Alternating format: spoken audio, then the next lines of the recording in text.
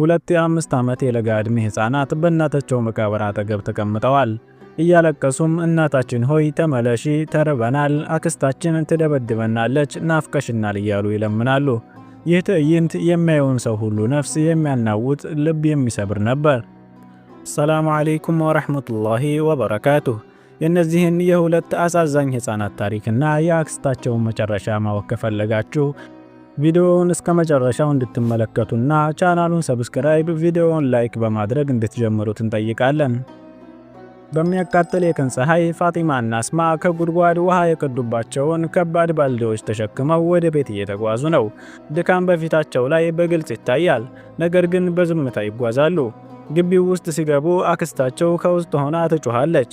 ማን ነው እንድትገቡ የፈቀደላችሁ? መጀመሪያ ስራችሁን ጨርሱ። ሕፃናቱም በፍርሃትና በትህትና አክስቴ ስራችንን ጨርሰናል፣ ግን በጣም ተርበናል ብለው መለሱ። አክስቲቱ ይበልጥ ተቆጣች። ሁልጊዜ ትራባላችሁ፣ መጀመሪያ ልብሶቹን እጠቡ፣ ከዚያ ምግብ ታገኛላችሁ። ሕፃናቱ በባዶ ሆዳቸው በደካማ እጆቻቸው ልብስ ማጠብ ጀመሩ። ወላጆቻቸው የሞቱት ከ1 ወር በፊት እንደነበር ይታወሳል። እናታቸው ከሞተች በኋላ ለዚህች ጨካኝ አክስታቸው ምህረት ተለቀቁ። ውሃ ለመቅዳት በሄዱበት ወቅት አስማ ፋጢማን እናቴ በጣም ናፍቃኛለች፣ ደግሞም በጣም ተርቤያለሁ፣ ወደ እናታችን መቃብር እንሄድ አለቻት። ፋጢማ አክስቷ ትቆጣናለች በሚል ብትሰጋም በመጨረሻም ተስማማች። ወደ መቃብሩ ሲሄዱ መሬት ላይ 2 የደረቁ የዳቦ ቁራጮችን አገኙ። የምግብን ዋጋ በሚገባ ስለሚያውቁ አንስተው ወደ መቃብሩ ይዘውት ሄዱ። እዚያም ዳቦውን እየበሉና መከራቸውን ለእናታቸው እየነገሩ ምርር ብለው አለቀሱ። ዘግይተው ወደ ቤት ሲመለሱ አክስቲቱ ማብራሪያ ጠየቀች። ፋጢማም ውሃው ጋር ሰው በዝቶ ነበር በማለት ዋሸች። አክስቲቱ የተረፈ ምግብ ሰጠቻቸው። እነርሱም በምስጋና በሉት። ቀናት አለፉ። በአንድ ምሽት አስማ በከባድ ትኩሳትና ሳል ታመመች። ፋጢማ ሌሊቱን ሙሉ ከጎኗ ሆና ስታስታምማት አደረች። ጠዋት ላይ ፋጢማ አክስቷን ተማጸነች። አክስቴ አስማ በጣም ታማለች፣ ትኩሳትና ሳል አላት፣ እባክሽ ወደ ሐኪም ቤት እንውሰዳት አለቻት። አክስቲቱ ግን እንዲህ ስትል መለሰች፣ ለሐኪም የሚሆን ገንዘብ አለሽ እንዴ? እንደናንተ ላሉ የተረገሙ ሰዎች ምንም አይሆንም፣ ሂጂ ስራሽን ስሪ፣ በራሷ ትድናለች አለቻት። ፋጢማ በሐዘን ተሰብራ ዕቃ ለማጠብ ሄደች። ነገር ግን አእምሮዋ እህቷ ጋር ነበር። ስራዋን ጨርሳ ወደ ውስጥ ስትሮጥ አስማ አልጋው ላይ ተዘርራ አገኘቻት። ሰውነቷ ቀዝቅዟል። ፋጢማ አስማ ንቂ፣ ምን ሆነሽ እያለች እያለቀሰች አናወጠቻት። አክስቲቱ መጥታ ትርታዋን ስትመረምር አስማ መሞቷን አረጋገጠች። ፋጢማ በከባድ ሐዘን ወደቀች። እናቷን፣ አባቷንና ብቸኛ እህቷን አጥታ በዚህ ክፉ ዓለም ላይ ብቻዋን ቀረች።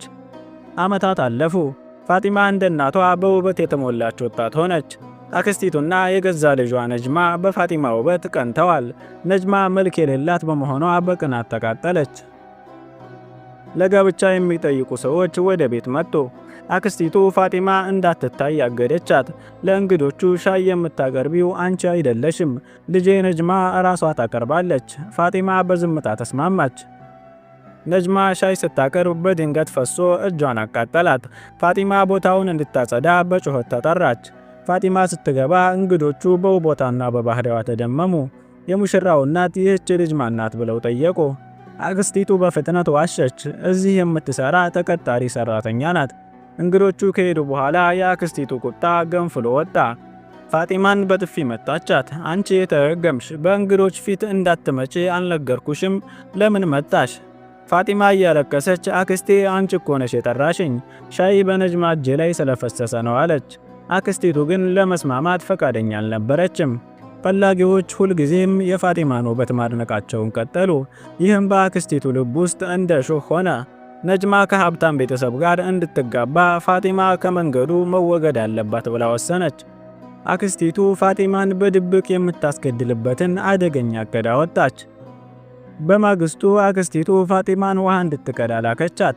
ፋጢማ ተመልሳ ስትመጣ አንድ ጭንብል ያደረገ ሰው አፏን ይዞ አፍኖ ወሰዳት። ቤት ውስጥ አክስቲቱ ስራው መከናወኑን የሚያረጋግጥ ስልክ ተቀበለች። ለልጇ ለነጅማም ስራው ተጠናቋል፣ ከዛች መጥፎ እድል ተገላግለናል በማለት በደስታ ነገረቻት። ፋጢማ በአንድ እንግዳ ክፍል ውስጥ ወንበር ላይ ታስራ ነቃች። በድንጋጤ እጆቿን ፈትታ አመለጠችና ወደ ጫካ ውስጥ ገባች። በጫካ ውስጥ በቁጥቋጦ ተወግታና በታፈነችበት መድኃኒት ደክማ ስትሮጥ ከአንድ ወጣት ጋር ተጋጨችና እዚያው ራሷን ሳተች። ሆስፒታል ውስጥ ስትነቃ ወጣቱ አጠገቧ ነበር። አይዞሽ፣ አሁን ሰላም ነሽ፣ ካገተሽ ሰው አድኜሻለሁ፣ አክስትሽ እንድትታፈኝ እንዳዘዘችው ሲናገር ሰምቻለሁ አላት። ፋጢማ በአክስቷ ክህደት ልቧ ተሰበረ። የምትሄድበት ቦታ እንደሌላትም ነገረችው። ወጣቱ ሻህሩዝ ይባላል። ብቻውን በትልቅ ቤት ውስጥ እንደሚኖርና ከሰራተኞቹ ጋር አብራ መኖር እንደምትችል ነገራት። ፋጢማም ተስማማች። መንደሩ ውስጥ አክስቲቱ ፋጢማ ከወንድ ጋር ጠፋች የሚል የሐሰት ወሬ አናፈሰች። በሻህሩዝ ቤት ውስጥ ግን ሻህሩዝ በፋጢማ ቅንነትና ውበት ፍቅር ተያዘ። ለብቻ ጠይቋት ተጋቡ። የቀድሞ ቁስሏን ሁሉ እንደሚያክምላት ቃል ገባላት። በአክስቲቱ ቤተሰብ ላይ መከራ መጣ። ነጅማ ባገባች በጥቂት ጊዜ ውስጥ ባሏ ፈታት። በቁጭት ወደ እናቷ ቤት ተመለሰች። ድንገት ነጅማ በከባድ ትኩሳት ታመመች። ልክ አስማ እንደታመመች ሁሉ ብዙም ሳትቆይ ሞተች። አክስቲቱ ተሰበረች። የአስማ ሞት ትዝ አላትና ይህ በክፋቷ የመጣ ቅጣት መሆኑን ተረዳች። በጸጸት ተቃጠለች። ከዚያም በስትሮክ ተመትታ መንቀሳቀስ አቅቷት ይቅርታን እየተመኘች አልጋ ላይ ቀረች። ፋጢማ ከባሏና ከልጇ ጋር በደስታ ትኖራለች። በአንድ ቀን ሻህሮዝ ካለፈው ታሪክ ጋር ለመታረቅ አክስቷን እንድትጠይቅ መከራት። ልትጠይቅ ሄደች። አክስቲቱ ፋጢማ ስታይ እያለቀሰች ይቅር በይኝ፣ በአንቺና በአስማ ላይ በደል ሰርቻለሁ፣ ነፍሴ በሰላም እንድትወጣ ይቅር በይኝ ብላ ተማጸነች። ፋጢማም በደግነት አክስቴ አታልቅሺ፣ ከልቤ ይቅር ብዬሻለሁ አለቻት።